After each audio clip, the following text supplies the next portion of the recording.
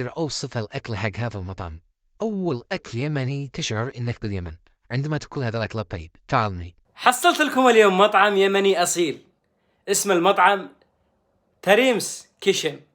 طبعا هذا المطعم الأكل حقه ما ينزلش المعدة، يضرب في الدماغ من جودة الأكل ومن نظافة الأكل ومن نظافة المطعم، تخرج ونفسك راضية وجيبك راضي. ويحبون هذا المطعم أكثرهم الخليجيين، لأن الخليجيين أكثر ناس يعرفون المطاعم الجيدة. تعالوا معي نرويكم بعض مقاطع هذا المطعم. تعال شوف النظافة، شوف المندي، شوف الرز، شوف اللحم. الله، أكل صراحة. الأكل هذا يطيب خاطرك.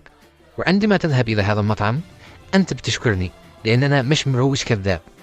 لأنك عندما تروح إلى هذا المطعم وتطعم هذا الأكل الطيب حتعرف جودة هذا الأكل، حتعرف جودة هذا الأكل ونظافة هذا المطعم. شوف على الطعم، الله، كأننا في حلم عندما بتأكل هذا الأكل الطيب. صراحة عندما أكلت هذا الأكل اليمني شعرت كأننا باليمن صراحة من طيب هذا الأكل. شوف معي، الله، هذا المرق، الأصحاب يحبون المرق.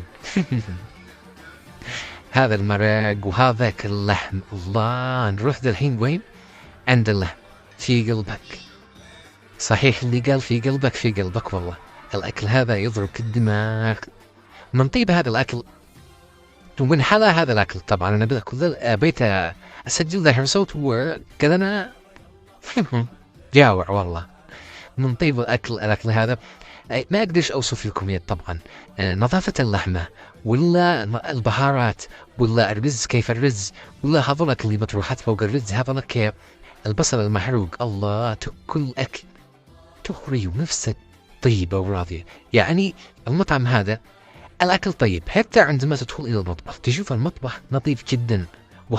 وهذا الشيء نادر، وأكثر ناس يحبوا هذا المطعم الخليجيين من السعودية، من الكويت، من الإمارات، من قطر، من البحرين، من كل مكان اللي يدرسوا في مدينة ليدز في بريطانيا. طبعا عندما تروح إلى هذا المطعم والله بتخرج نفسك راضية. ويوجد لديهم طبعا عريكة، ويوجد لديهم عريكة، ويوجد لديهم سمك موفى، ويوجد لديهم مندي دجاج ومندي لحم، ويوجد لديهم الصوص اللي نسميه عندنا احنا نسميه سحاوك، وطبعا هذا الآن معاهم العسل اليمني الدوعني الأصيل اللي قال عليها الأصيل أبو بكر. من نكهة عسل ناطر رشفة تجري الخاطر، والرشفة من هذا العسل السدر الدوعني الحضرمي الأصيل تجري الخاطر وتشفي الخاطر وتخرج وأنت مبسوط. هذا المطعم للناس المتواجدين في بريطانيا وللمتواجدين قريبين على مدينة ليدز. طبعا هذا المطعم في مدينة ليدز، وأهلا وسهلا فيكم. وتشكروني على المطعم صراحة أنا كتبت الكلام، ولكن من كثر ما أمدح هذا المطعم لأننا حصلت فيه شيء جيد جدا ويستاهل إن الواحد يتكلم طول اليوم مش مبلغ شوية. وهذا حق المنيو، شاهدوا حق المنيو وشاهدوا أسعار وشاهدوا أي شيء يوجد معهم. وأهلا وسهلا فيكم هناك، مرحبا فيكم يا أحلى متابعين.